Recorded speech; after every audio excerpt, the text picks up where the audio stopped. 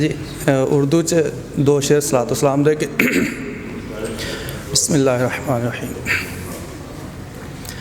अदब की बज़्म है सजी सनाए ज़ात करता हूँ, इब्तिदा बनाम रब्ब कायनात करता हूँ।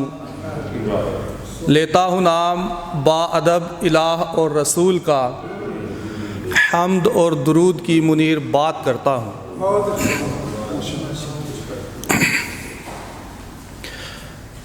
पंजाबी मेरी माँ बोली है, ए बोली मैं तां बोली है।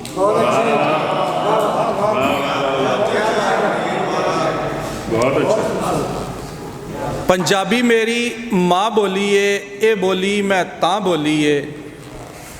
हैन ज़बाना होर भी बहुती, सजदी विच गरां बोली है। ए बोली है गंज शकर दी, नानक हर हर थां बोलीए। बुल्ले शाह ते वारिस शाह दी, अज भी यार जवां बोलीए। तू क्यों इनू भुल बैठा है, तेरे सिर दी छां बोलीए। डके जे कोई मां बोली तो ओनू दस मैं हाँ बोलीए। पंजाबी मेरी माँ बोलीए, ए बोली मैं तां बोली है। दो तीन शेर माँ दे ना के मुश्किल।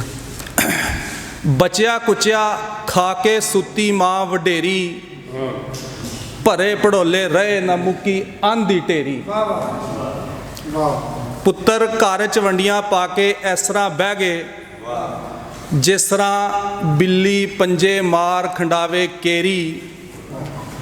ए तेरा ए मेरा होया काबू कर लो, ए तेरा ए मेरा होया काबू कर लो।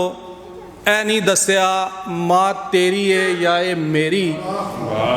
अपने जाए चुक चुक सब ने सीने लाए, मुँह वेंदी रही बैठी माँ बुढेरी। वेख तमाशा उन्हें भरया हुक्का ठंडा, ठंडी कर दे रब्बा हुण ते मिट्टी मेरी। बहुत शुक्रिया।